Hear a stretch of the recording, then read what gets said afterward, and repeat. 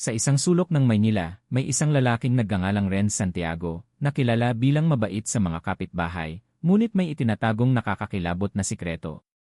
Ang kanyang asawang si Nadia Santos ay natagpuang walang buhay at ang katawan nito ay nakaimbak sa freezer ng kanilang bahay. Sa simula, inakala ng lahat na ito ay trahedya lamang sa pamilya, ngunit ang pagsisiyasat ng pulisya ay nagbunyag ng mas malalim at mas madilim na lihim. Ano nga ba ang itinatago ni Renz? At magagawa ba niyang makatakas sa batas? Sa isang abalang subdivision sa Maynila, kung saan naririnig ang tawanan ng mga bata sa hapon, naninirahan ang mag-asawang Renz Santiago at Nadia. Mula sa labas, ang puting bahay na may bahagyang kalawang na bakod ay mukhang ordinaryo. Ngunit ang mga gumagapang na bougainvillea sa harap ng beranda ay nagbibigay ng mainit na pakiramdam. Madalas sabihin ng mga kapitbahay, iyan ang pinakamabuhay na bahay sa eskinita. Tuwing umaga, nakikita si Renz na nagwawalis ng bakuran habang bumabati sa sinumang dumadaan. Magandang umaga, Aling Nena. Kumusta ang inyong apo? Ganyan niya babatiin ang bawat isa ng may ngiti.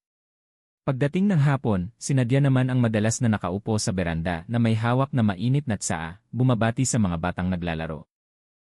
Inakala ng mga tao sa paligid na sila ay isang magandang mag-asawa, kahit na hindi sila nabibiyayaan ng anak matapos ang 5 taon ng kasal. Para sa mga kapitbahay, si Renz ay isang huwarang lalaki. Kilala siya bilang masipag, isang maliit na negosyante na nagbebenta ng mga gamit sa bahay sa palengke. Si Nadia naman ay kilala bilang mahinahon, masipag dumalo sa mga misa at madalas tumulong sa mga kapitbahay na nangangailangan. Mula sa labas, walang kakaiba, walang kahina-hinala. May ilan pang ang ginagawa silang halimbawa kung paano dapat magtulungan ang mag-asawa. Ngunit ang nakikita sa labas ay madalas lamang isang maskara. Sa likod ng pinto ng bahay na may kurtinang may disenyo ng bulaklak, may maliliit na pagtatalo na hindi naririnig ng mga kapitbahay. May mga matatalim na bulong na laging humihina bago pa man mapansin ng iba. Noong gabing iyon, matapos ang misa, kakaiba ang kapaligiran sa bahay ni Renz. Sa sala, ang dim na dilaw na ilaw ay nagbibigay ng anino sa dingding. Nakaupo si Nadia sa sofa na may malungkot na mukha. Hawak niya ang isang tasang tsaan na malamig na. Si Renz, na nakasuot ng nakaluping mahabang manggas na kamisa, ay abala sa pagbukas ng telebisyon upang ilihis ang usapan. Ngunit matalim siyang tinitigan ni Nadia. Bakit, hanggang kailan tayo magiging ganito? Mahinang tanong ni Nadia, ngunit puno ng emosyon. Sandaling lumingon si Renz, pagkatapos ay nagkunwaring hindi narinig. Lakas niyang nilakasan ang volume ng telebisyon, na para bang mas mahalaga ang balita sa gabi kaysa sa tanong ng kanyang asawa. Ngunit hindi sumuko si Nadia. Pagod na ako. Sa labas, lahat ng tao ay nagsasabing masaya tayong mag-asawa. Ngunit tayo lamang ang nakakaalam kung ano talaga ang nangyayari sa loob ng bahay na ito. Pakiramdam ko ay estranghero ako sa sarili kong bahay. Nanginig ang boses ni Nadia. Marahas na tinapik ni Renz ang kanyang hita, pagkatapos ay pinatay ang telebisyon.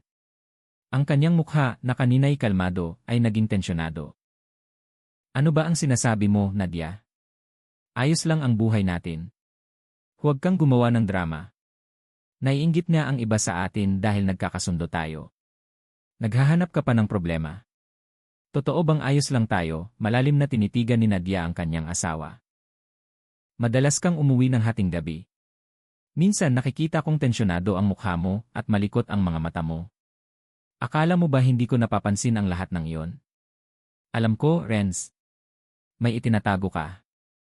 Ang mga salitang iyon ay nagpatahimik kay Renz sa loob ng ilang segundo. Walang laman ang tingin niya sa kahoy na mesa sa harap niya. Pagkatapos ay tumawa siya ng bahagya. Ang tawang iyon ay mas parang panunuya sa sarili. Masyado kang nanonood ng teleserye, Nadia. Umuwi ako ng hating gabi dahil sa trabaho. Kung hindi ka pa rin naniniwala, problema mo na yon. Huminga ng malalim si Nadia, yumuko. Alam niyang walang saysay ang makipagtalo ng gabing iyon. Gaya ng dati, sa tuwing susubukan niyang magsimula ng seryosong usapan, laging lilipat ng paksa si Renz o babaliwalain ito. Ngunit sinasabi ng munting puso ni Nadia na may masamang bagay na nagtatago sa likod ng mga malamig na sagot ng kanyang asawa. Kinabukasan, bumalik sa normal ang kapaligiran sa bahay. Masigla si Renz na nakikipagbiruan sa mga kapitbahay habang inilalabas ang kanyang lumang motorsiklo mula sa garahe. Ngumiti ng tipid si Nadia mula sa beranda. Kahit namamaga ang kanyang mga mata, walang nakapansin sa maliit na detalyeng iyon. Lumipas ang mga araw na may parehong ritmo. Mula sa labas, sila ay perpektong mag-asawa. Sa loob, lalong naramdaman ni Nadia na siya ay nakakulong. Lalo pang naging mahusay si Renz sa pagsasara ng kanyang sarili. Minsan, nagdadala siya ng malaking halaga ng pera sa bahay at inilalagay ito sa drawer ng kwarto. Minsan nang tinanong ni Nadia kung saan galing, ngunit laging pareho ang sagot, mula sa negosyo. Ngunit sinasabi ng kanyang instinto na may hindi tama. Sa tuwing naririnig niya si Renz na nakikipag-usap sa telepono ng mahina sa gitna ng gabi, kinikilabutan siya. May tono ng banta sa likod ng pag-uusap na yon. May mga bagay na hindi angkop na marinig ng isang asawa. Gabi-gabi, lalong nahihirapan si Nadia matulog. Tinititigan niya ang kisam ng kwarto, iniisip kung paano ang buhay niya 5 taon na ang nakakaraan ng una niyang pakasalan si Renz. Ang lalaking iyon ay puno ng pagmamahal, pasensya, at laging nagbibigay ng seguridad sa kanya.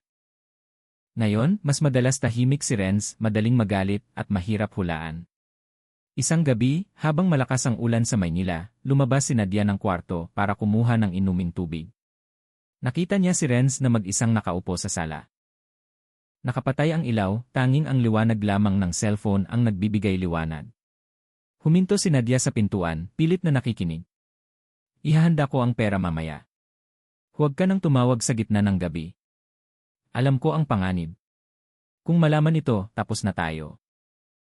Malakas na narinig ang boses ni Renz. Napatanga si Nadia. Agad siyang umatras ng dahan-dahan pabalik sa kwarto, bago pa man mapansin ni Renz ang kanyang presensya.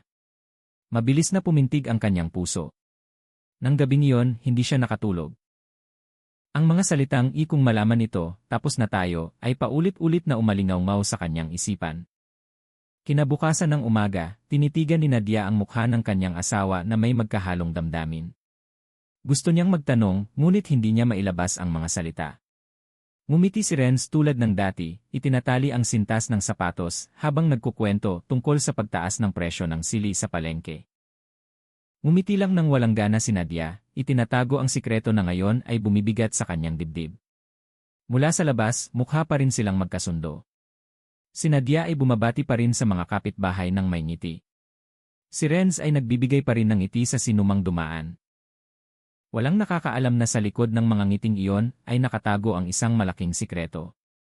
Isang sikreto na sa isang araw ay yayanig sa buong Maynila. At nang gabing iyon, habang muling nakahiga si Nadia sa kama, tinitigan niya ang kisam na may luha sa mga mata. Bumulong siya sa kanyang sarili, mahina halos hindi marinig. Panginoon, ano ba talaga ang itinatago ni Renz sa akin? Ang tanong na iyon ay nanatiling walang sagot. Ngunit sinimulan na ng tadhana ang pagsusulat ng madilim na kwento para sa bahay na iyon. Nang umagang iyon, madilim ang kalangitan sa Maynila. Mababa ang mga ulap, tila salamin ng damdamin ni Nadia Santos na nakaupo at nag-iisip sa hapagkainan. Malamig na ang tasa ng kape sa harap niya, ngunit wala siyang balak hawakan. Walang laman ang kanyang tingin, paminsan-minsan ay napupunta sa orasan na dahan-dahang gumagalaw. Kagagaling lang ni Renz Santiago sa kwarto na may gusot na kamisa at magaang mga mata. Magulo ang kanyang buhok. Kitang-kita na kulang siya sa tulog. Pinagmasdan ni Nadia ang kanyang asawa nang walang anumang sinasabi. Sinundan lang niya ang mabilis na galaw ni Renz na nagbubukas ng kabinet, naghahanap ng folder na may mga papel. Bakit, hindi ka mag-aalmusal? Mahinang tanong ni Nadia sa wakas. Sandaling huminto si Renz at mabilis na tumingin sa kanyang asawa. Hindi na kailangan. Kailangan kong pumunta ng palengke ng mas maaga. Bagong dating ang mga paninda mula sa supplier. Kung mahuli ako, baka maunahan ng ibang negosyante. Matapang ang tono ng kanyang boses, hindi tulad ng dati. Yumuko si Nadia, pilit na pinipigilan ang sarili na huwag nang magpatuloy. Alam niya na sa loob ng ilang buwan, ang negosyo ni Renz ay nagkakaproblema. Ilang beses niyang narinig ang kanyang asawa na nagrereklamo tungkol sa mga utang sa negosyo, sa kakulangan ng mamimili, at sa mga supplier na hindi mapakali sa paniningil. Gayunpaman, laging isinasara ni Renz ang lahat ng detalye. Kung may problema, Renz, makakatulong ako mag-isip. Huwag mong kimkimin mag-isa, sabi ni Nadia. Huwag kang makialam. Mariing isinara ni Renz ang folder, inilagay sa mesa. Hindi mo nauunawaan, Nadia. Ito ay usaping panlalaki. Huwag kang makialam. Manatili ka lang sa bahay, panatilihing malinis ang bahay. Sapat na yon. Ang mga salitang iyon ay parang maliliit na kutsilyo na tumusok sa puso ni Nadia. Nanatili siyang tahimik, pinipigilan ang damdamin na gumugulo sa kanyang dibdib. Alam niyang nasa ilalim ng matinding presyon si Renz, ngunit ang paraan ng pagsasalita ng kanyang asawa ay nagparamdam sa kanya na siya ay walang halaga. Para bang siya ay isang kasama lamang sa bahay, hindi isang kapantay na kasama. Ilang oras pagkatapos, namili si Nadia sa palengke malapit sa bahay. Habang naglalakad siya sa hanay ng mga tindahan, narinig niya ang dalawang tindera na bumubulong. Iyan ang asawa ni Renz, bulong ng isang tindera ng isda. Kawawa naman, balita ko maraming utang si Renz. Hanggang sa nagkaroon sila ng gulo sa isang malaking supplier, sagot ng isa pang tindera. Huminto sandali si Nadia, mabilis na pumintig ang kanyang puso. Nagkunwari siyang hindi narinig, nagpatuloy sa paglakad habang pinipigilan ang damdamin, ngunit ang mga salitang iyon ay patuloy na umikot sa kanyang isipan. Kaya, totoo, hindi lang hinala ang narinig niyang tsismis, may problema nga ang negosyo ng kanyang asawa. Pagdating ni Renz sa hapon, sinubukan ni Nadia na makipag-usap. Maingat niyang inihanda ang tanghalian, pinili ang paboritong putahe ng kanyang asawa, sopas na buntot at bagoong. Umaasa siyang matutunaw ang tensyon sa pamamagitan ng pagkain. Renz, kanina sa palengke may nagsabing hirap daw ang negosyo mo. Totoo ba? Sinubukan ni Nadia na magsalita ng mahinahon hanggat maaari. Mariing inilagay ni Renz ang kanyang kutsara. Sino ang nagsabi? Huwag kang makinig sa mga tsismis. Naiinggit lang sila. Pero Renz, pinilit ni Nadia na manatiling kalmado. Gusto ko lang malaman kung totoo, baka makatulong ako. Maari kong ibenta ang mga alahas ko, pwede tayong maghanap ng solusyon ng magkasama. Ayaw kong makita kang nagdadala ng pasanin mag-isa. Ngunit sa halip na maramdaman ang suporta, sumabog si Renz. Sa tingin mo matatapos ang problema ko sa pagbebenta ng mga alahas mo? Wala kang alam. Ito ay malaking usapan, hindi lang basta-basta. Huwag kang makialam. Naging tensyonado ang hapagkainan. Yumuko si Nadia, tumulo ang kanyang luha nang hindi mapigilan. Malakas na huminga si Renz at tumayo, iniwan ang mesa. Mariing isinara ang pinto ng kwarto na nagpakilos sa mga kutsara sa mesa. Kinagabihan, sumulat si Nadia sa kanyang personal na talaarawan. Nanginginig ang kanyang sulat, puno ng mga burang mahirap basahin. Isinulat niya ang kanyang pagkapagod, pagkadismaya, at takot. Ang asawa kong dating nagpaparamdam sa akin ng seguridad, ngayon ay nagpaparamdam sa akin na estranghero sa sarili kong bahay. Iyan ang isa sa kanyang mga pangungusap. Ngunit sa gitna ng lahat ng ito, may isa pang panig si Renz na nagpapatuloy na nagpapalito kay Nadia. Minsan, kapag kalmado, napakabanayad ni Renz. Paminsan-minsan ay nagdadala pa rin siya ng matamis na martabak pag-uwi mula sa trabaho o tinatakpan siya ng kumot kapag nakatulog siya sa sofa. Ang maliliit na sandaling iyon ay nagpapalito kay Nadia. Nagtatanong siya sa kanyang sarili, dapat ba akong magpatuloy o dapat na akong mag-isip ng ibang paraan? Sa sumunod na ilang araw, lalong naramdaman ang presyon. Madalang umuwi si Renz sa tamang oras. Madalas tumutunog ang telepono sa gabi at sa tuwing si Nadia ang sumasagot, agad na ibababa ng kabilang linya. Kapag si Renz naman ang sumasagot, laging mahina ang kanyang boses, puno ng bulong. Isang malamig na gabi, naglakas loob si Nadia na muling magsimula ng usapan. Nakaupo silang dalawa sa sala, tanging ang tunog lamang ng orasan ang kasama. Renz, takot ako. Hindi ko alam kung ano ang kinakaharap mo, ngunit pakiramdam ko may isang napakalaking bagay na itinatago mo. Huwag kang manahimik. Mag-asawa tayo, dapat tayong magbahagi. Matagal siyang tinitigan ni Renz. Matalim ang kanyang tingin ngunit sa likod nito ay may bakas ng pagkapagod. Kung sasabihin ko sa iyo, Nadia, masisiguro mo ba na mananatili ka rito? Mananatili ka sa akin? Ang tanong na iyon ay nagpatigil kay Nadia. May isang bagay sa tono ng boses ni Renz na nagpakilabot sa kanya. Hindi lang ito ordinaryong pangungusap, kundi isang uri ng malabong banta na nagpatindig ng balahibo niya. Hindi sumagot si Nadia. Yumuko lang siya, hinimas-himas ang kanyang malamig na mga daliri. Sa kanyang kalooban, alam niya na habang tumatagal, lalong lumalaki ang agwat sa pagitan niya at ni Renz. Lalong lumilinaw ang mga bitak sa kanilang pagsasama. Isang bitak na sa isang araw ay maaaring bumagsak at maging malalim na bangin. At nang gabing iyon bago matulog, mahinang bumulong si Nadia sa panalangin. Diyos ko, bigyan mo ako ng lakas, hindi ko na alam ang gagawin sa asawa ko. Ang panalangin na iyon ay sinamahan ng mga luha na bumasa sa unan. Samantala, sa sala, mag-isang nakaupo si Renz sa dilim, tinitigan ang kanyang cellphone na patuloy na tumutunog na may mga misteryosong mensahe. Noong tanghaling iyon, tirik na tirik ang araw sa Maynila. Ang mainit na hangin ay nagpapalambot sa mga dahon ng mangga sa bakuran na tila hinahampas ng hangin. Kakatapos lang magsampay ng damit ni Nadia Santos nang mapansin niya ang pinto ng maliit na opisina ni Renz Santiago. Karaniwan, sarado ito ng mahigpit, ngunit ngayon ay bahagyang bukas. Bilis na bumilis ang tibok ng puso niya. Sa loob ng matagal na panahon, laging pinagbabawalan ni Renz si Nadia na pumasok sa silid na iyon. Ang dahilan niya ay simple, sabi niya, ang silid na iyon ay imbakan ng mga dokumento ng negosyo at personal na gamit na hindi dapat galawin. Sumusunod si Nadia, kahit na madalas siyang tinutukso ng kanyang kuryosidad. Ngunit ng tanghaling iyon, ang bukas na pinto ay tila isang hindi nakasulat na imbitasyon. Nanginginig ang mga hakbang, itinulak ni Nadia ang pinto. Maliit ang silid na iyon. Mayroon lamang isang lumang kahoy na mesa, isang bakal na kabinet, at ilang kahon na nakatambak sa sulok. Ang amoy ng lumang papel at alikabok ay magkahalo, lumilikha ng kakaibang amoy. Agad na napansin niya ang isang brown na folder sa ibabaw ng mesa.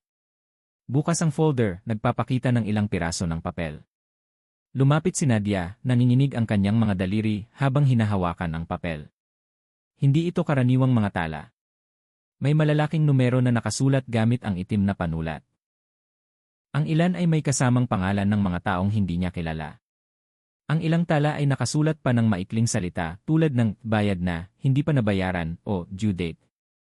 Napalunok si Nadia. Bilang isang asawa, alam niya kung gaano kalaki ang kita ni Renz mula sa pagtitinda sa palengke.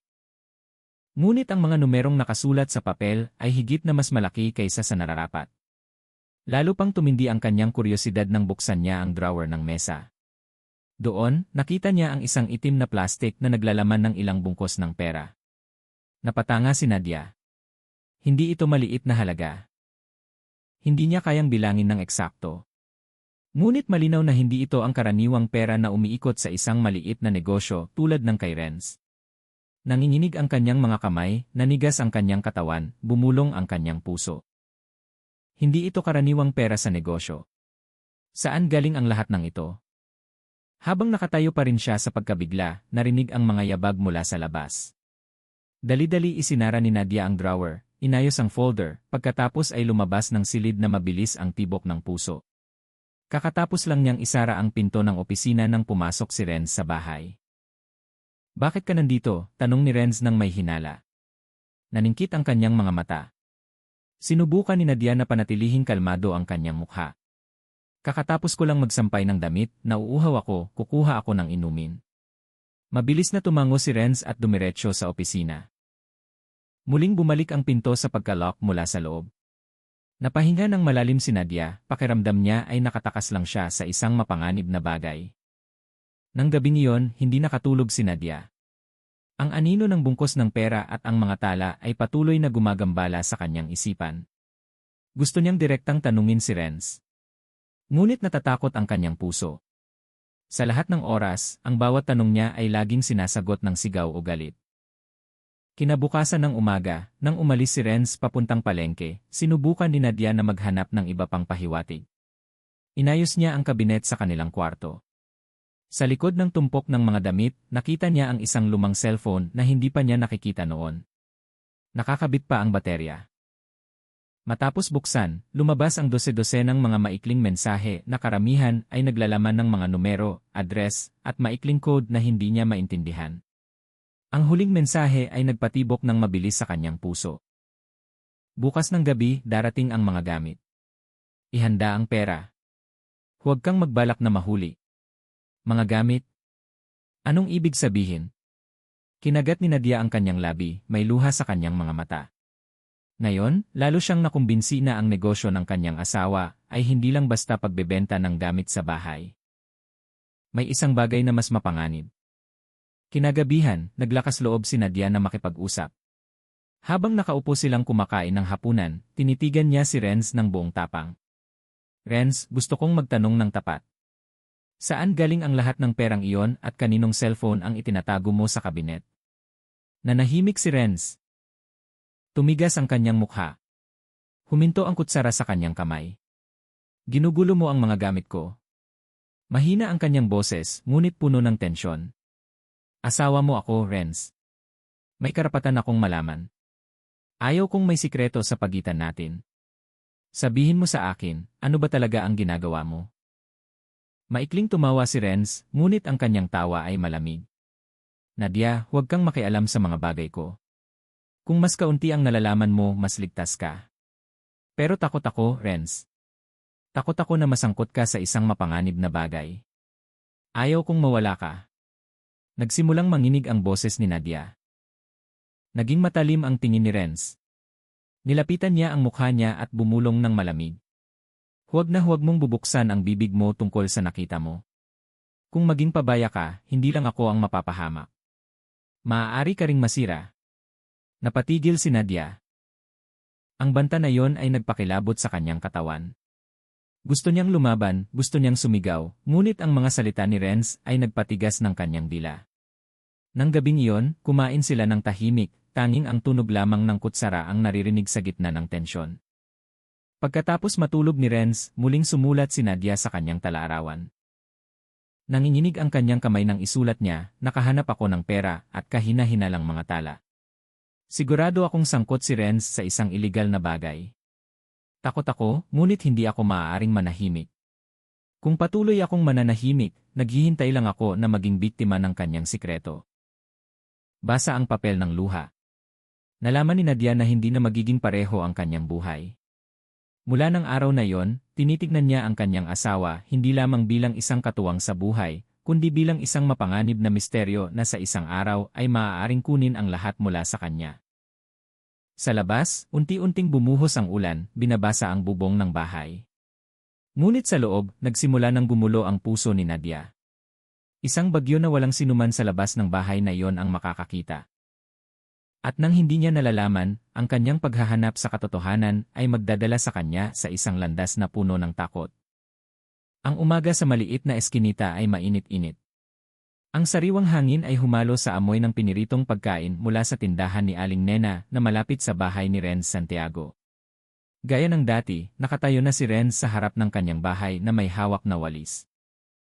Ang kanyang palakaibigang ngiti ay bumabati sa bawat taong dumadaan. Magandang umaga, Mang Tani. Maraming tao ba sa palengke ngayon? Masigla niyang bati. Umiti pabalik si Mang Tani, kapitbahay na nagbebenta ng prutas. Salamat, Renz, malakas ang benta. Sana'y maging malakas din ang benta mo, ha? Tumango si Renz at tumawa ng bahagya. Mula sa labas, mukha siyang lalaking walang problema. Maayos ang kanyang damit, suklay ang buhok, sariwa ang mukha. Walang bakas ng kaguluhan na kinagabihan ay nagpaiyak ng tahimik kay Nadia Santos sa kwarto. Nakatayo si Nadia sa terasa, pinapanood ang lahat.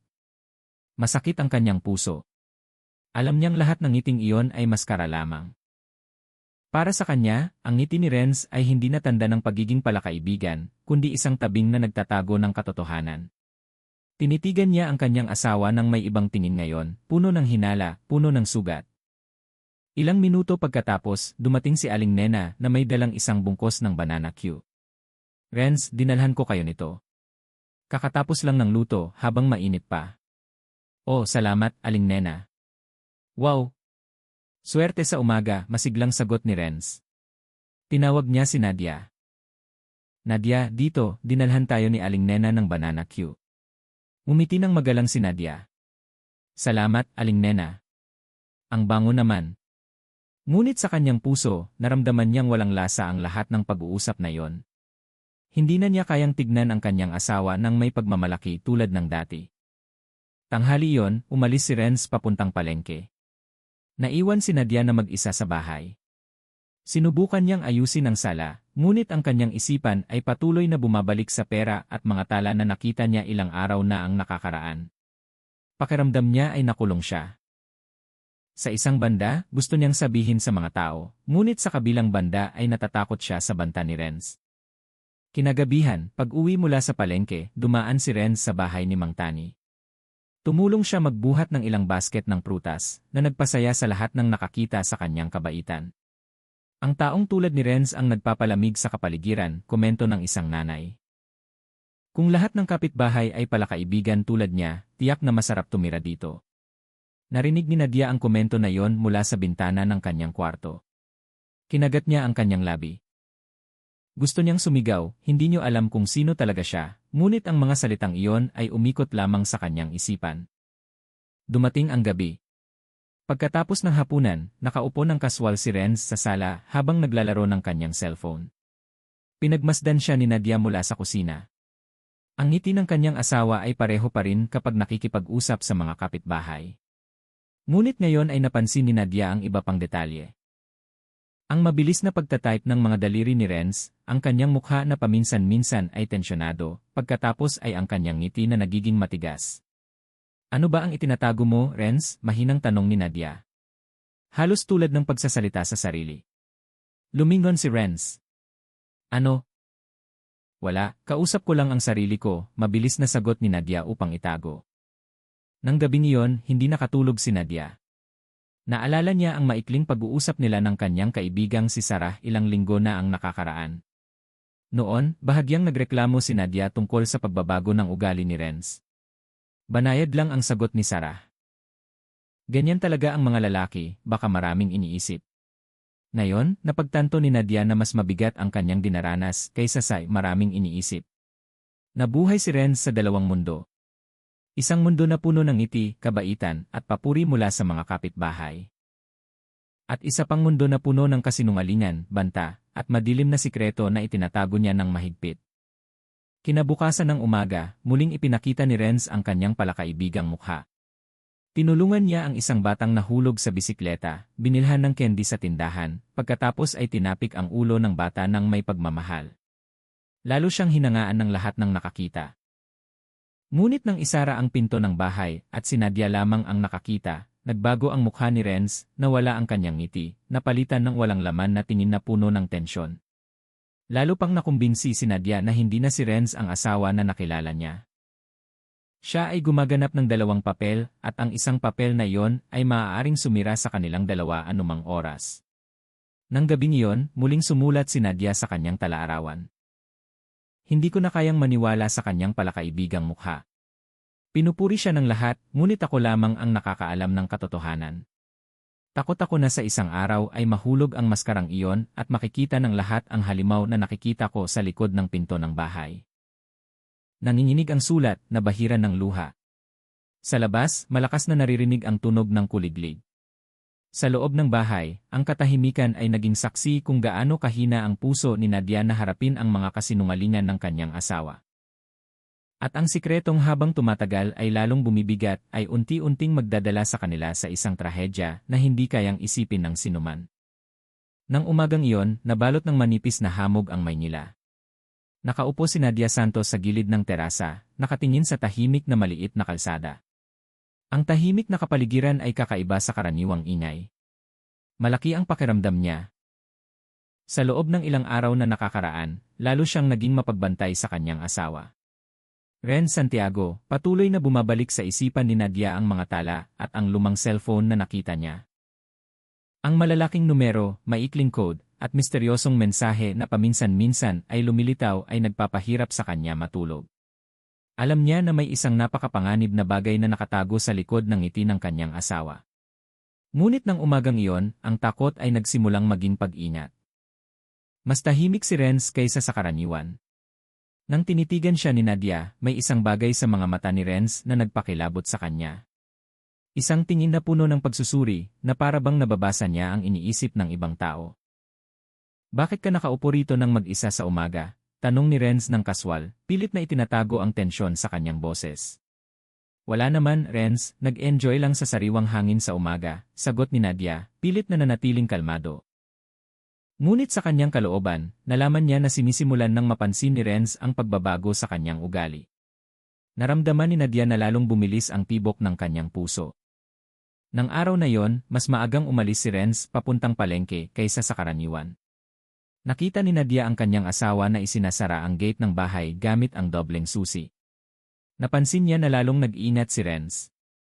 Ang bawat galaw ng kanyang asawa ay naging isang misteryo ngayon. Sa sala, tinitigan ni Nadia ang kanyang talaarawan. Sinubukan niyang gumawa ng plano. Dapat ba siyang manahimik at maghintay ng pagkakataon o subukang kumprontahin ang kanyang asawa sa mga ebidensya? Nang dumating ang gabi, umuwi si Renz na may dalang malaking plastic bag, mukha siyang pagod ngunit nakangiti pa rin. Magalang siyang sinalubong ni Nadia, pilit na itinatago ang tensyon sa kanyang dibdib. Tingnan mo, nakakuha ako ng murang presyo sa palengke. Sana'y makabawi tayo sa ilang utang sa linggong ito, sabi ni Renz habang inilalagay ang bag sa mesa ng kusina. Napalunok si Nadia. Alam niyang ang bag na iyon ay maaaring naglalaman ng karaniwang paninda, ngunit hindi pa rin mapakali ang kanyang puso. Masyadong mainat si Renz, masyadong kontrolado. Nagsimulang maghinala si Nadia na sa likod ng mga panindang iyon ay may isang bagay na hindi niya alam. Habang lumalalim ang gabi, nakaupo si Renz sa sala na may hawak na cellphone. Tahimik na pinagmasdan siya ni Nadia mula sa kusina. Nakita niyang binubuksan ni Renz ang mga maikling mensahe na agad na nagpakilabot sa kanyang pulso. Ang ilang mensahe ay gumamit ng code. Ang iba naman ay mahabang numero lamang na tila mga tagubilin. Bakit kailangang maging ganito, Renz? Mahinang bulong ni Nadia, halos hindi marinig. Ipinikit niya ang kanyang mga mata, naramdaman ang takot at kawalan ng pag-asa na magkahalo. Biglang lumingon si Renz. Ano, kausap mo ang sarili mo? Flat ang kanyang boses ngunit nakakatakot. Nagulat si Nadia, mabilis na yumuko. Hindi, Renz. Akala ko may narinig ako, sagot niya ng utal. Hindi na muling sumagot si Renz, ngunit nanatiling matalim ang kanyang tingin na nagparamdam kay Nadia na siya ay binabantayan. Sa bawat galaw niya, masikip ang pakiramdam ni Nadia. Nalaman niya na sinisimulan ng mapansin ni Renz ang pagbabago sa kanyang pag-ugali. Alam niya na kung magkamali siya, maaaring mabunyag ang kanyang sikreto at maaaring maging malubha ang mga kahihinatnan. Sa sumunod na ilang araw, lalong tumindi ang tensyon. Nagsimulang magtanong si Renz ng mas madalas tungkol sa mga gawain ni Nadia, kinokontrol ang bawat hakbang niya na tila hinuhulaan ang iniisip niya. Naramdaman ni Nadia na nagsisimula ng masikip ang kanyang buhay, na para bang nasa isang labirint na walang labasan. Isang gabi, hindi na makatiis si Nadia. Umupo siya sa desk, binuksan ang maliit na ilaw at sumulat ng mahabang tala. Nanginginig ang kanyang sulat. Tumulo ang luha sa papel. Hindi na ako kayang magkunwari. Alam kong may malaking sikreto si Renz. Takot ako, ngunit kailangan kong malaman ang higit pa. Kung mananahimik ako, naghihintay lang ako ng oras upang masira kasama ang kanyang sikreto. Sa labas ng bintana, nagsimulang bumuhos ang malakas na ulan, binabasa ang bubong ng bahay. Ang tunog ng pagpatak ng tubig ay naging tugtog na nagdagdag sa katahimikan ng gabi. Tinitigan ni Nadia ang nakasarang pinto ng kwarto ng kanyang asawa, pakiramdam na may isang bagay na nakatago sa likod nito. Isang bagay na maaaring magpabago sa kanyang buhay ng tuluyan. Ngunit alam niya na ang susunod na hakbang ay dapat na maingat. Ang bawat pagkakamali ay maaaring magbunyag ng kanyang sikreto at siya ay maaaring maging biktima ng madilim na laro ni Renz. Nang gabing iyon, isinara ni Nadia ang kanyang talaarawan, tinitigan ang kisam ng kwarto at mahinang bumulong. Panginoon, bigyan mo ako ng lakas. Hindi ko alam kung ano ang kinakaharap ko, ngunit hindi ako maaaring mamuhay sa kasinungalingan na ito. Sa sala, mag-isang nakaupo si Renz sa dilim. Walang laman ang kanyang tingin, ngunit ang kanyang mga daliri ay patuloy na nagtatype sa cellphone. Ang palakaibigang ngiti na laging ipinapakita niya sa mga kapitbahay ay wala na. Tensyon lamang, pagkalkula, at mga sikreto na handang sumabog anumang oras. Ang malakas na ulan ay patuloy na bumabasa sa bubong ng bahay nang magising si Nadia Santos ng mas maaga kaysa sa karaniwan. Hindi mapakali ang kanyang puso.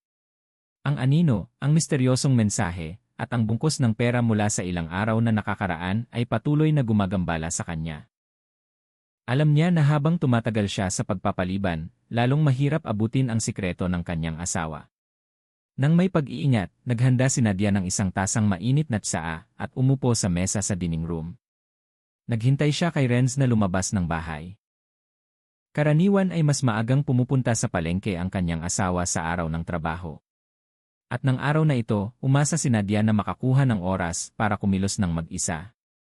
Nang isara ni Renz ang gate, huminga ng malalim si Nadia. Nagtungo siya sa opisina na matagal nang binabantayan ni Renz. Ngayon ay bahagyang bukas ito na parang isang tawag. Kinapa ni Nadia ang maliit na bag na laging dala niya ng palihim. Manipis na guwantes, mini flashlight, at isang reserbang cellphone. Ayaw niyang mag-iwan ng digital trail na maaaring malaman ni Renz. Mahina ang kanyang mga hakbang, mabilis na pumintig ang kanyang puso. Ang bawat tunog ng pagkalansing ng sahig ay nagpapahinto sa kanya sandali. Nang makapasok sa silid, dahan-dahang isinara ni Nadia ang pinto at nilok gamit ang maliit na susi na dala niya. Pareho pa rin ang silid tulad ng huli niyang nakita, kahoy na mesa, bakal na kabinet, nakatambak na mga kahon. Sinimulan ni Nadia na suriin ang drawer ng mesa, dahan-dahang binubuksan ang mga bungkos ng papel. Binuksan niya ang mini flashlight, tinitigan ang mga numero, code, at pangalan na nakasulat ng maayos. Ang ilang code ay tila mga address at oras ng pagpupulong. Naramdaman ni Nadia ang takot at pagtataka na magkahalo.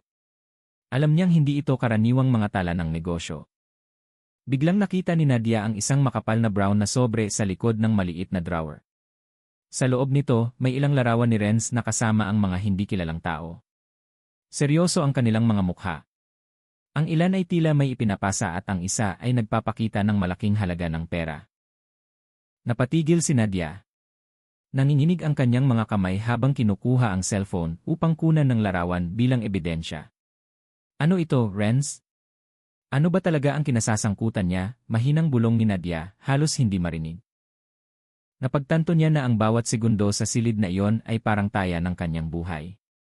Kung biglang umuwi si Renz at makita si Nadia na ginugulo ang kanyang mga libro, maaaring maging malubha ang mga kahihinatnan. Ilang oras pagkatapos, matagumpay na nakuha ni Nadia ang larawan ng lahat ng ebidensya. Inayos niya muli ang mga dokumento at sobre, sinigurado na walang nagbago ng posisyon. Ang bawat galaw ay dapat natumpak upang hindi maghinala si Renz. Kinagabihan, mas maagang umuwi si Renz kaysa sa karaniwan. Naramdaman ni Nadia na halos huminto ang kanyang puso nang pumasok ang kanyang asawa. Matalim na tinitigan siya ni Renz na parabang nababasa niya ang bawat hakbang na ginawa ni Nadia. Mukha kang kakaiba ngayon, sabi ni Renz. Kalmado ang kanyang boses ngunit puno ng tensyon. Pagod lang ako, Renz. Maraming iniisip lang, sagot ni Nadia habang inaayos ang mga libro sa mesa. Pinagmasdan ni Renz si Nadia sandali, pagkatapos ay ngumiti ng tipis. Ang ngiting iyon na laging mukhang palakaibigan sa mata ng mga kapitbahay ngayon ay parang isang babala. Napalunok si Nadia, pilit na pinipigilan ang panik na halos umapaw. Nang gabing iyon, muling sumulat si Nadia sa kanyang talaarawan. Nanginginig ang kanyang kamay, ang mga salita ay lumalabas ng bahagyang putol dahil sa mga luhang bumababa. Nakuha ko na ang ebidensya. Takot ako, ngunit hindi ako maaaring manahimik. Ang bawat hakbang ay dapat na maingat. Kung magkamali ako, maaari akong maging biktima ng sikreto ng aking asawa. Sa labas, bumuhos ang malakas na ulan.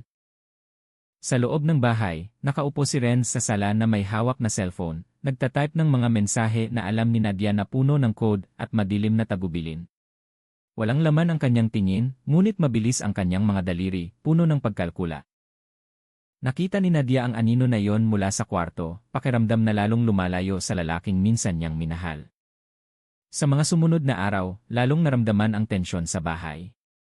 Laging naghahanap ng oras si Nadia upang suriin ang mga tala at dokumento ni Renz, ngunit laging maingat upang hindi mahuli.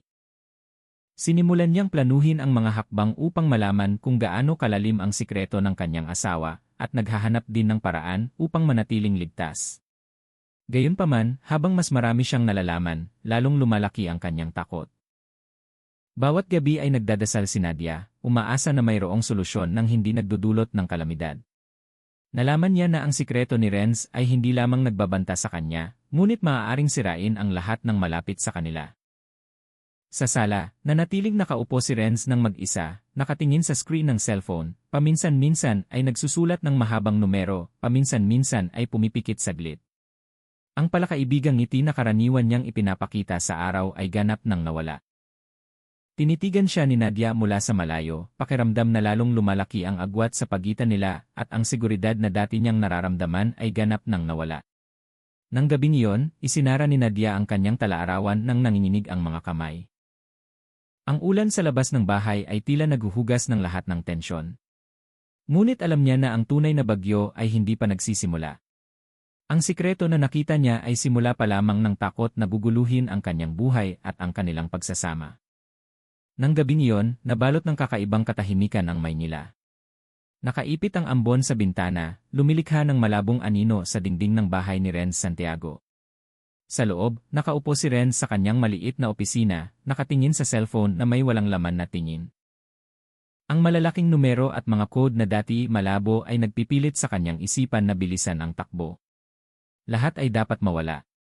Lahat, bulong niya, halos hindi marinig ang kanyang boses ngunit puno ng tensyon. Sa loob ng ilang linggo na nakakaraan, ang takot na mabunyag ang sikreto ay patuloy na gumagambala sa kanya. Si Nadia Santos, na nagsimulang obserbahan ang kanyang pag-ugali, palihim na sumisilip sa mga tala at dokumento, ay nagpakaba kay Renz. Alam niya na kung matutuklasan ng kanyang asawa ang buong katotohanan, lahat ay guguho. Sa gitna ng kadiliman ng gabi, gumawa si Renz ng huling plano. Inihanda niya ang lahat. Makapal na plastic bag, matalim na kutsilyo sa kusina, guwantes, at isang malaking freezer sa likod ng kusina. Bilis na bumilis ang tibok ng puso niya, ngunit nanatiling flat ang kanyang mukha, walang ekspresyon. Dahan-dahan ngunit tiyak ang kanyang mga hakbang. Binuksan niya ang ilaw sa kusina at maingat na inihanda ang lahat ng kagamitan, sinisigurado na walang tunog na maririnig ng mga kapitbahay. Ang bahay na karaniwan ay palakaibigan ngayon ay tila isang tahimik na entablado ng isang nagaganap na horror. Ilang oras pagkatapos, nang handa na ang lahat, tinitigan ni Renz si Nadia na natutulog sa kwarto. Naramdaman niya ang magkahalong pagmamahal at takot, ngunit ang takot na mabunyag ang sikreto ay mas nangingibabaw. Alam niya na isang pagkakamali lamang, masisira ang buong buhay niya. Kinabukasan ng umaga, nagkunwari si Renz na parang dati. Bumangon siya, naligo, nagbihis ng maayos, at lumabas ng bahay habang nagwawalis ng bakuran. Na para bang walang nangyari, binati niya ang mga kapitbahay nang may mainit na ngiti. Magandang umaga, Aling Nena. Kumusta ang benta ngayon? Masiglang bati ni Renz. Umiti si Aling Nena at sumagot. Magandang umaga, Renz, malakas ang benta, sana'y maraming biyaya ngayon. Sa mata ng mga kapitbahay, mukha si Renz na lalaking mapagmalasakit, palakaibigan, at puno ng atensyon. Walang naghinala. Si Nadia, na nakita mula sa bintana, ay naramdaman ang kakaibang tensyon. Alam niya na ang ngiting iyon ay maskara lamang at sa likod nito ay nakatago ang isang sikreto na mas madilim kaysa sa kanyang naisip.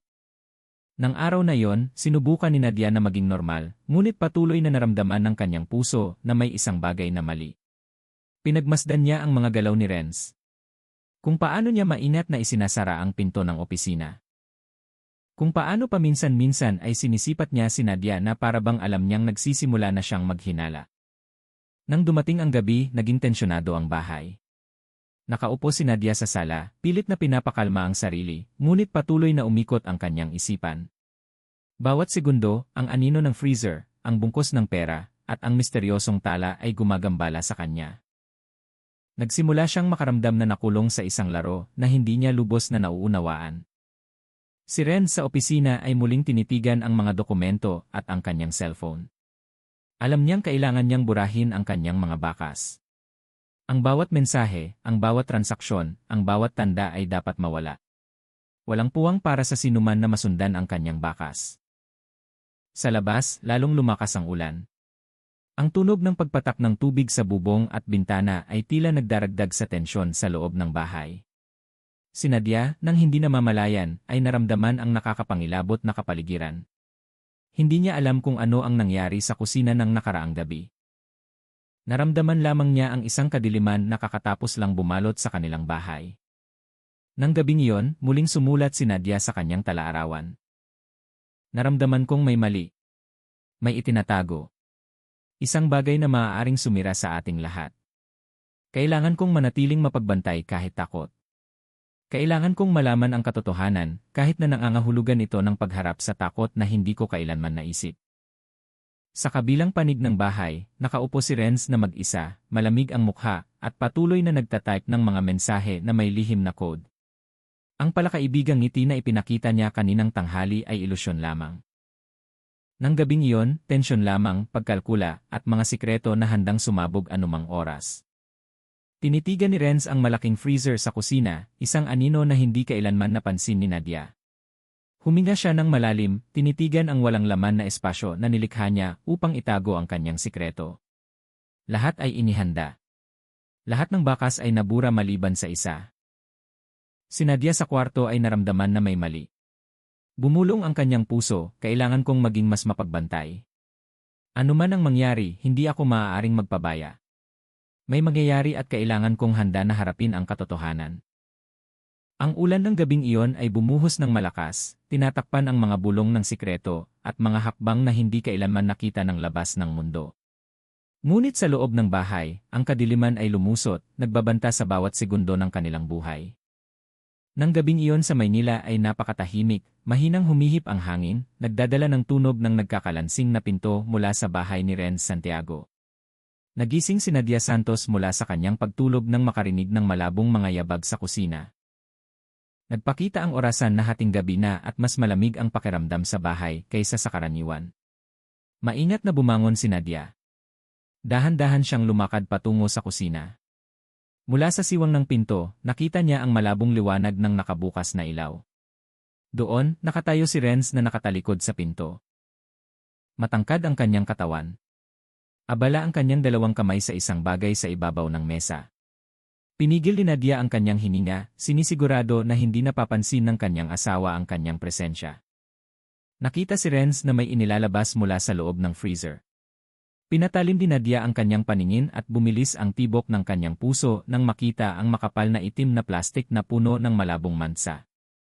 Yumuko si Renz, bahagyang binuksan ang plastik, pagkatapos ay agad na isinara muli. Malamig ang kanyang mukha, walang ekspresyon. Ano ang itinatago niya, bulong ni Nadia sa kanyang kalooban.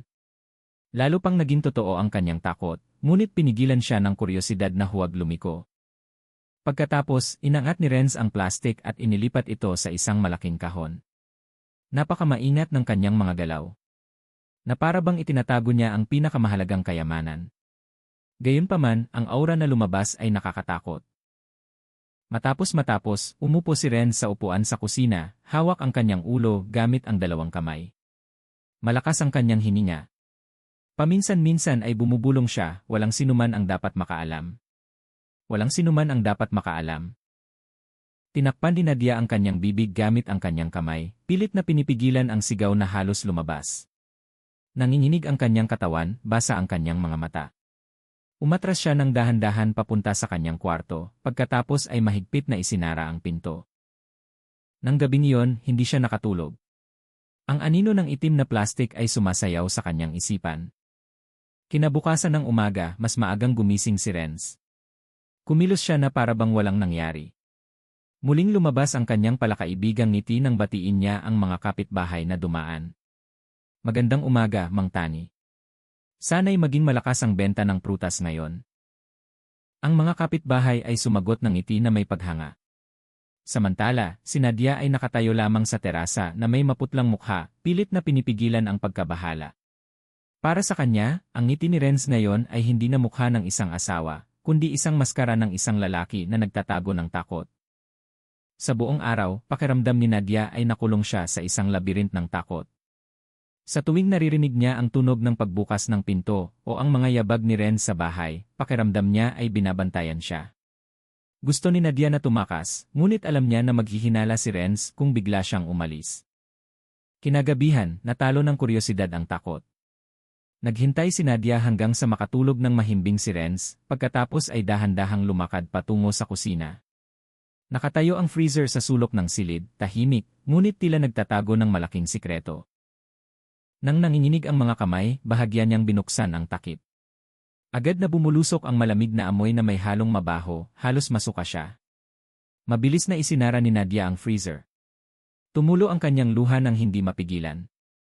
Panginoon, ano ang ginawa mo, Renz? Mahina niyang bulong. Bumalik siya sa kwarto nang nanghihina ang mga hakbang. Nang gabing iyon, sumulat si Nadia ng mahabang tala sa kanyang talaarawan. Nakita ko na. Hindi mali ang amoy na yon. May itinatago sa freezer. Takot ako, ngunit kailangan kong kumilos. Kung mananahimik ako, naghihintay lang ako na maging biktima. Kailangan kong humanap ng paraan para makalabas sa impyernong ito. Sa kabilang kwarto, biglang nagbukas ang mga mata ni Renz. Lumingon siya patungo sa pinto. Matalim ang kanyang tingin. Kahit nakahiga pa rin ang kanyang katawan, ang kanyang mga mata ay nagpapakita ng lalong tumitinding hinala. Sa mga sumunod na araw, lalong naging tensyonado si Nadia. Sinubukan niyang kumilos ng normal, naghanda ng almusal, bumabati sa mga kapitbahay, at sinamahan si Renz tulad ng dati. Ngunit sa kanyang puso, sinimulan niyang gumawa ng plano, nagtatago ng lihim na tala sa isang ligtas na lugar, naghahanap ng pagkakataon upang makipag-ugnayan sa isang taong mapagkakatiwalaan niya. Ngunit ang lahat ng iyon ay dapat gawin ng maingat. Lalo pang naging sensitibo si Renz, madalas tumitig kay Nadia na parabang gusto niyang basahin ang kanyang isipan. Ang bawat ngiti ng kanyang asawa ngayon ay parang isang nakatagong banta. Nang ikatlong gabi matapos ang pagtuklas na iyon, muling nakarinig si Nadia ng tunog mula sa kusina. Nakahiga lang siya sa kama, tinatakpan ang kanyang tenga ng unan, nagdadasal na matapos na ang gabing iyon. Walang sinuman ang dapat makaalam, umalinggaw ang boses ni Renz mula sa likod ng pinto. Nanginig si Nadia, na pagtanto na ngayon ay nakatira siya sa iisang bahay na may pinakamadilim na sikreto na maaaring isipin. Kinabukasan ng umaga, muling binati ni Renz ang mga kapitbahay ng may mainit na ngiti. Na para bang maayos ang mundo. Samantala, si Nadia ay nakatayo sa tabi niya, matigas ang katawan, walang laman ang mga mata. Sa kanyang puso ay mahina siyang bumulong, kailangan kong makaalis sa bahay na ito agad. Kung hindi, baka hindi na ako makakalabas ng buhay. Ang hapon na yon, unti-unting lumubog ang araw sa kanluran. Ang kalangitan sa Maynila ay kulay kahel. Kumikislap ang ilog Pasig sa huling liwanag ng araw. Mula sa labas, tahimik ang kapaligiran ng lungsod. Ngunit sa loob ng simpleng bahay ni Renz Santiago, ang katahimikan na yon ay isang manipis na maskara lamang na nagtatakip sa nagbabagang apoy ng tensyon. Nakaupo si Nadia Santos sa sala na may maputlang mukha. Abala ang kanyang mga kamay sa pagbalasa ng mga pahina ng kanyang talaarawan, na para bang may isinusulat siya ngunit hindi nakatuon ang kanyang isipan. Sa tuwing naririnig niya ang mga yabag ni Renz sa loob ng bahay, naninigas ang kanyang katawan. Naramdaman niya na sinisimulan ng mapansin ng kanyang asawa ang kanyang mga galaw na may mas matagal na tingin kaysa sa karaniwan. Nilapitan siya ni Renz nang may malamig na ekspresyon na nakatago sa isang ngiti. Ano ang sinusulat mo, Nadia? Kalmado ang kanyang boses, ngunit may nakatagong hinala. Mabilis na isinara ni Nadia ang libro. Tala lang, Renz. Para maalala ang bibilhin bukas. Sinubukan niyang umiti. Kahit na halatang pilit ang ngiti, tinitigan ni Renz ang libro ng ilang segundo bago ngumiti ng tipis. Oh, ganoon. Baka may iba ka pang sinusulat. Ang tanong na iyon ay tumusok sa puso ni Nadia. Alam niyang sinusubukan siyang pukawin ni Renz. Maingat siyang sumagot, hindi, Renz. Ano pa ba ang dapat kong isulat? Dahan-dahang tumango si Renz, pagkatapos ay nagtungo sa kusina. Ngunit sa kanyang puso, lalo pang nag-alab ang hinala. Sa loob ng ilang araw na nakakaraan, naramdaman niya ang pagbabago ng ugali ni Nadia. Mas madalas siyang nag-iisip, mas madalang magsalita, at laging mukhang balisa. Para sa kanya, malinaw ang mga tanda na yon. Alam ni Nadia ang isang bagay. Nang gabing iyon, habang natutulog na si Nadia, palihim na pumasok si Renz sa kwarto. Binuksan niya ang maliit na drawer sa tabi ng kama ng kanyang asawa, naghahanap ng isang bagay. At tama nga, nakita niya ang talaarawan ni Nadia na ang ilang pahina ay puno ng maliliit na sulat kamay. Binuksan ni Renz ang isang pahina at binasa. Ang sulat na iyon ay nagpakilabot sa kanyang dugo. Nakita ko na ang laman ng freezer na iyon. Hindi nagkakamali ang amoy nito. Sobrang takot ako, ngunit kailangan kong humanap ng paraan para makalabas sa bahay na ito. Kung hindi, baka maging pareho ako ng kapalaran. Mabilis na isinara ni Renz ang libro. Tumigas ang kanyang panga. Nanginginig ang kanyang katawan hindi dahil sa takot, kundi dahil sa galit na may halong panik. Mahina siyang bumulong, masyado ka ng maraming alam, Nadia. Mula ng gabing iyon, nagbago ang ugali ni Renz. Sinubukan pa rin niyang ipakita ang palakaibigang mukha sa harap ng mga kapitbahay. Ngunit kapag silang dalawa lang ni Nadia, lalong naging nakakatakot ang kanyang ugali. Malamig ang kanyang tingin, nakaka-pressure ang kanyang mga tanong. Bakit ka madalas tahimik nitong mga nakaraang araw? Tanong ni Renz isang umaga habang humihigop ng kape. Yumuko si Nadia, pilit na itinatago ang pagkabahala. Pagod lang ako, Renz. Wala nang iba. Matagal siyang tinitigan ni Renz pagkatapos ay tumawa ng bahagya. Pagod o may iniisip ka na hindi mo dapat iniisip? Ang pangungusap na iyon ay halos nagpahinto sa paghinga ni Nadia. Alam niyang sinusubukan ni Renz ang kanyang pasensya. Gayunpaman, pilit siyang nanatiling kalmado kahit sumisigaw ang kanyang puso na gusto nang tumakas. Sa mga sumunod na araw, lalong madalas na naghahanap ng pagkakataon si Nadia na lumabas ng bahay. Nagkunwari siyang mas matagal na namimili o bumibisita sa mga kapitbahay na may dahilan upang makipag-usap. Ngunit sa tuwing umuwi siya, ang tingin ni Renz ay parang patalim na tumutusok. Isang hapon, habang pupunta si Nadia sa tindahan, pinigilan siya ni Renz sa pinto. Ano ang bibilhin mo, Nadia? Bakit, ang tagal mo laging namimili? May nakikita ka ba na iba dyan sa labas? Napatigil si Nadia, hindi Renz. Bibilhin ko lang gulay. Lumapit si Renz. Napakalapit ng kanyang mukha sa mukha ni Nadia. May tipid na ngiti sa kanyang labi, ngunit malamig ang kanyang mga mata. Alam mo naman, Nadia, sa bahay na ito, lahat ng sikreto ay mananatiling nakabaon. Huwag kang magbalak na maglaro sa likod ko. Nanghina ang mga paa ni Nadia. Mabilis siyang tumango, nagkunwaring sumusunod sa sinasabi ng kanyang asawa. Ngunit sa kanyang puso, lalo siyang nakumbinsi na wala na siyang gaanong oras. Kailangan niyang humanap ng paraan para makalabas bago pa mahuli ang lahat. Nang gabing iyon, sumulat si Nadia ng bagong tala sa kanyang talaarawan. Nagsisimula na siyang maghinala sa akin. Kailangan kong humanap ng paraan para makalabas sa bahay na ito o kahit man lang mag-iwan ng ebidensya na maaaring matuklasan ng iba kung may mangyari sa akin. Hindi na ako maaaring manahimik. Sa ibang silid, nakaupo si Renz na may walang laman na mga mata, nakatingin sa freezer na ngayon ay naging sentro ng kanyang buong buhay. Bumulong siya, kung alam talaga ni Nadia, hindi ko siya maaaring hayaang malaya. Kailangan kong kumilos.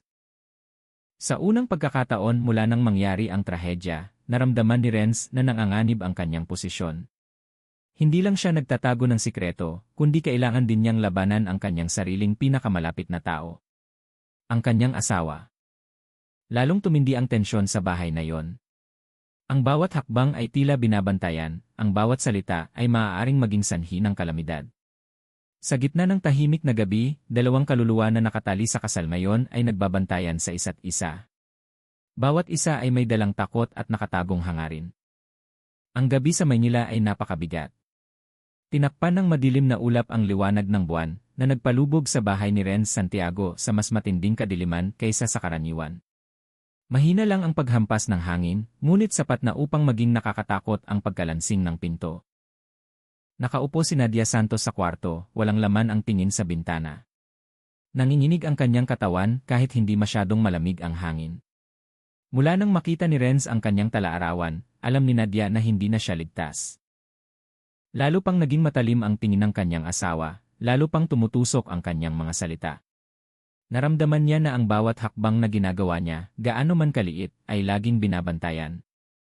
Ngayon, sa gitna ng katahimikan ng gabi, narinig ni Nadia ang mabigat na yabag na papalapit sa kwarto. Alam niya kung sino ang may-ari ng yabag na yon. Dahan-dahang bumukas ang pinto, nagpakita si Renz na may kalmadong mukha, ngunit malamig at matalim ang kanyang tingin. Hawak niya ang isang baso ng tubig. Hindi ka pa natutulog? Mahina ang boses ni Renz, halos bulong. Sinubukan ni Nadia na ngumiti. Hindi pa, Renz. Iniisip pa ang mga gawaing bahay bukas. Umupo si Renz sa upuan malapit sa kama, tinitigan si Nadia ng walang kurap. Gawaing bahay ha? O may iniisip ka na iba? Ang tanong na yon ay nagpasikip sa dibdib ni Nadia. Yumuko siya. Hindi niya kayang tignan ang mga mata ng kanyang asawa na ngayon ay mas parang mandaragit na nagbabantay ng biktima. Huminga ng malalim si Renz at sinabi ng mahinahon ngunit matatag, alam kong nakita mo na ang laman ng freezer na iyon. Tila gumuho ang mundo ni Nadia. Nanigas ang kanyang katawan, mahigpit na hinawakan ang kumot. Gusto niyang itanggi, ngunit hindi lumabas ang mga salita sa kanyang bibig. Bumangon si Renz, dahan-dahang lumakad patungo sa bintana, pagkatapos ay isinara ito ng mahigpit. Pagkatapos noon, muli niyang tinitigan si Nadia, akala mo ba hindi ko alam? Nakita ko ang mga tala mo. Sumusulat ka tungkol sa mabahong amoy, tungkol sa iyong takot. Gusto mong magsumbong sa pulis, hindi ba? Tumulo ng malakas ang luha ni Nadia. Renz, takot lang ako. Wala akong gustong gawin. Gusto ko lang na maging normal muli ang buhay natin. Maikling tumawa si Renz, ang kanyang tawa ay mapait. Normal na buhay. Pagkatapos ng nakita mo, hindi na tayo magkakaroon ng normal na buhay. Nadia, alam mo kung bakit? Dahil hindi maintindihan ng mga tao sa labas. Sisirain nila ang buhay natin kung lalabas ang sikretong ito. Sinubukan ni Nadia na hawakan ang kamay ng kanyang asawa. Renz, pakiusap, makakahanap tayo ng solusyon. Maaari tayong mag-usap ng maayos.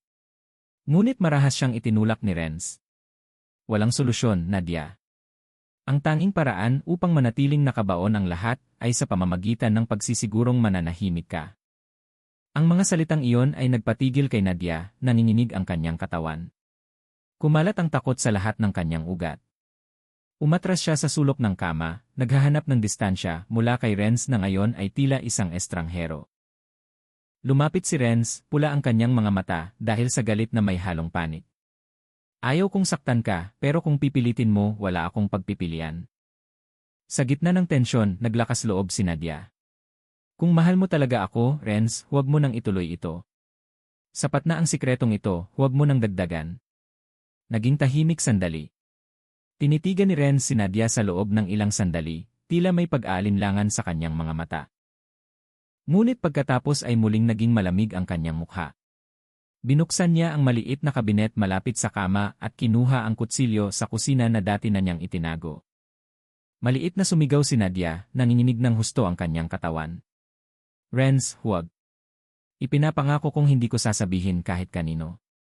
Tinaas ni Renz ang kutsilyo, nanginginig ang kanyang mga kamay. Sa tingin mo ba maniniwala ako sa pangakong iyan, Nadia? Napakabigat ng tensyon sa kwarto, na para bang huminto ang hangin. Alam ni Nadia na ito ang sandali na magdedetermina sa kanyang buhay at kamatayan. Mabilis niyang kinuha ang lampara sa mesa at inihagis kay Renz. Nabali ang lampara, lalong nagpadilim sa kwarto. Ginamit ni Nadia ang pagkakataon na tumakbo palabas ng kwarto. Tumakbo siya pababa ng hagdan ng hingal na hingal. Tumulo ang kanyang luha. Sa likod niya, malakas na naririnig ang mga yabag ni Renz, hinahabol siya ng hingal na hingal at may tunog ng sigaw. Nadia, huwag kang tumakbo. Tumakbo si Nadia patungo sa pinto sa harap, ngunit sarado ito. Sa pagkabahala, sinubukan niyang ipihit ang susi, ngunit nanginginig ng husto ang kanyang mga kamay. Mula sa likod, lalong lumapit si Renz, umalinggaw ang kanyang boses sa buong bahay. Sabi ko, huwag kang tumakbo, Nadia. Sa natitirang lakas, sa wakas ay nabuksan ni Nadia ang pinto at lumabas sa bakuran. Sinalubong siya ng madilim na gabi. Ngunit patuloy siyang tumakbo patungo sa kalsada, umaasa na may kapitbahay na makakarinig ng kaguluhang ito. Ngunit naabutan siya ni Renz, marahas na hinila ang kanyang kamay. Natumba si Nadia sa lupa, nasugatan ang kanyang tuhod. Sumigaw siya, pilit na kumakawala. Tinaas ni Renz ang kanyang kutsilyo ng mataas, puno ng galit ang kanyang mukha, may halong kawalan ng pag-asa. Kung ito lang ang tanging paraan, gagawin ko. Sa sandaling iyon, isang malakas na tunog ang pumutol sa gabi. Tigil! Ang liwanag ng flashlight ng pulis ay tumama sa mukha ni Renz na nagulat. Lumabas na may ilang kapitbahay na nakarinig ng kaguluhan at agad na tumawag sa mga otoridad. 2 pulis ang pumasok sa bakuran na nakataas ang baril, handa na harapin ang anumang gagawin ni Renz. Nagsisigaw si Nadia, tumakbo patungo sa pulis habang sumisigaw, tulungan niyo ako, tulungan niyo ako. Nanigas si Renz. Nakataas pa rin ang kanyang kutsilyo. Malikot ang kanyang mga mata na parang hayop na nakulong. Sa kanyang kalooban, alam niya na tapos na ang lahat. Ngunit ang kanyang pagmamalaki at panik ay nagpapasigaw sa kanya ng malakas. Hindi niyo naiintindihan kung ano talaga ang nangyayari. Mariing inutos ng pulis. Ibaba mo ang kutsilyo mo ngayon din, Renz. Kung hindi, babarilin ka namin. Naging nakakapangilabot ang kapaligiran ng gabing iyon. Nasa bingit si Renz. Sumuko o lumaban. At sa puntong ito, ganap na nagbago ang kanyang buhay. Ang bakuran ng bahay ni Renz Santiago ay puno ng liwanag ng flashlight at matatag na boses ng mga otoridad na kakatapos lang dumating. Ang tahimik na hangin ng gabing iyon ay naging magulo. May ilang kapitbahay na nakatayo sa likod ng bakod, nagsisiksikan na gustong makita kung ano talaga ang nangyari sa bahay na dati itinuturing na tahimik. Si Nadia Santos ay patuloy na humihikbi sa yakap ng isang pulis. Nanginginig ng husto ang kanyang katawan. Samantala, nakatayo si Renz na nakataas ang kutsilyo. Tense ang kanyang mukha, pula ang kanyang mga mata, mabilis ang kanyang hininga. Alam niya na ang lahat ng sikreto na matagal na niyang itinago ay nasa bingit ng pagkabunyag. Ibaba mo ang iyong sandata ngayon din, sigaw ng isa sa mga pulis. Nakatutok ang baril sa dibdib ni Renz. Ngunit tumawa lang si Renz ng mapait. Hindi niyo naintindihan? Lahat ay masisira kung mabunyag ang sikretong ito. Sumigaw ang isa sa mga kapitbahay, si Mang Tani, mula sa labas ng bakod. Renz, ano ang ginagawa mo? Bitawan mo si Nadia, huwag kang maging tanga. Lumingon si Renz, puno ng galit ang kanyang mukha, may halong kawalan ng pag-asa. Lahat kayo ay nagkukunwaring mabait, ngunit walang sinuman ang nakakaalam kung ano ang pinapasan ko. Sa mabilis na galaw, dalawang pulis ang lumapit mula sa gilid. Habang naabala ang atensyon ni Renz, isa sa kanila ang agad na sinipa ang kanyang kamay. Nahulog ang kutsilyo sa lupa na nagpasigaw ng malakas kay Nadia. Agad na dinakip ng isa pang pulis si Renz, pinindot ang kanyang katawan sa lupa at ginapos ang kanyang dalawang kamay sa likod. Bitawan niyo ako. Hindi pa ako tapos, sigaw ni Renz, pilit na kumakawala ng buong lakas. Ngunit ang bigat ng posas ay nagpahina sa kanya. Tumakbo papalayo si Nadia, tumutulo ang kanyang luha. Naramdaman niya ang kaluwagan at pagkasira. Sa harap niya, ang taong minsan niyang tinawag na asawa ay nakahiga ng walang magawa sa lupa, napapaligiran ng mga pulis. Matapos masecure si Renz, ilang pulis ang pumasok sa loob ng bahay upang magsagawa ng paghahanap. Sinuyod nila ang bawat silid, naghahanap ng ebidensya na maaaring may kaugnayan sa mga ginawa ni Renz. Nang buksan ng isa sa mga pulis ang pinto ng likurang silid na sarado ng mahigpit, agad na bumulusok ang malakas na amoy. Renz, bilisan mo! May nakita kami, sigaw ng isa sa mga pulis. Binuksan ang ilaw, nagpakita ng isang malaking kahina-hinalang freezer. Ang tunog ng pag-ingay ng makinang pampalamig ay tuloy-tuloy. Na para bang ang bagay na iyon ay nagtatago ng isang bagay na napakaingat na binabantayan. Lumapit ang isang opisyal ng pulisya, pagkatapos ay dahan-dahang binuksan ang takip ng freezer. Agad na bumulusok ang mabahong amoy na may halong lamig sa buong silid. Malalaking itim na plastik na mahigpit na nakatali ay nakatambak sa loob. Ang mga mukha ng mga pulis na nakasaksi ay agad na nagbago at naging takot. Isa sa kanila ang tumakip sa kanyang ilong habang sinasabi, Diyos ko, bangkay ito ng tao. Mabilis na kumalat ang balita sa labas ng bahay. Ang mga kapitbahay na nagkumpulan ay napatanga, ang ilan ay tinakpan ang kanilang bibig, ang ilan naman ay nagsisigaw ng hysterical. Diyos ko, totoo nga pala, narinig ang boses ng isang nanay. Agad na isinara ng pulisya ang bakuran ng bahay gamit ang dilaw na linya upang pigilan ang mga mamamayan na lumapit ng mas malayo. Dumating ang mga sasakyan ng forensic unit at agad na inangat ng special team ang mga plastik mula sa loob ng freezer. Ang bawat plastik na inangat ay nagpapataas sa tensyon. Na para bang binubuksan ang mga patong-patong na sikreto na matagal nang nakabaon sa lamig. Sa likod ng pulis mobile, nakayuko lang si Renz. Maputla ang kanyang mukha, ngunit malikot pa rin ang kanyang mga mata. Bumulong siya sa sarili. Gusto ko lang manatiling nakabaon ang sikreto ko, ngunit masyado siyang maraming alam. Ang mga salitang iyon ay nagpalingon sa isa sa mga pulis na may matalim na tingin. Ano ang ibig mong sabihin? Ano pang sikreto bukod sa bangkay ng iyong asawa? Ngunit tumawa lang si Renz ng mapait, tumangging sumagot. Sa labas, inalalayan si Nadia ng isang pulis. Basa pa rin ang kanyang mukha ng luha, mahina ang kanyang katawan, ngunit sa wakas ay nakahinga siya ng maluwag. Hindi bababa sa gabing iyon ay ligtas siya. Gayunpaman, ang sakit sa puso na iniwan ng kanyang asawa ay hindi madaling mawala. "Ma'am, napakalakas niyo. Kung naantala kami kanina, baka iba ang sitwasyon," sabi ng pulis ng mahinahon. Tumango lang si Nadia, ang kanyang boses ay mahina, gusto lang niyang matapos na ang lahat. Ang bahay na dati mukhang payapa ngayon ay naging isang malaking crime scene. Nagsimula nang dumating ang mga kameraman ng reporter, kumukuha ng mga larawan mula sa likod ng police line. Ang mga flash ng kamera ay nagpadilim sa kapaligiran. Ang pangalan ni Ren Santiago ay nagsimulang umalingaw sa mga bulong ng mga mamamayan. Isang palakaibigang lalaki na lumabas na may itinatago palang takot sa likod ng pinto ng kanyang bahay. Sa sasakyan ng presinto, tinitigan ni Renz ang labas ng bintana na may walang laman na mga mata. Ang tunog ng sirena ay sumama sa paglalakbay ng gabing iyon na tila nagpapahiwatig ng katapusan ng kanyang nabunyag na sikreto. Ngunit sa kanyang kalooban ay mahina pa rin siyang bumulong.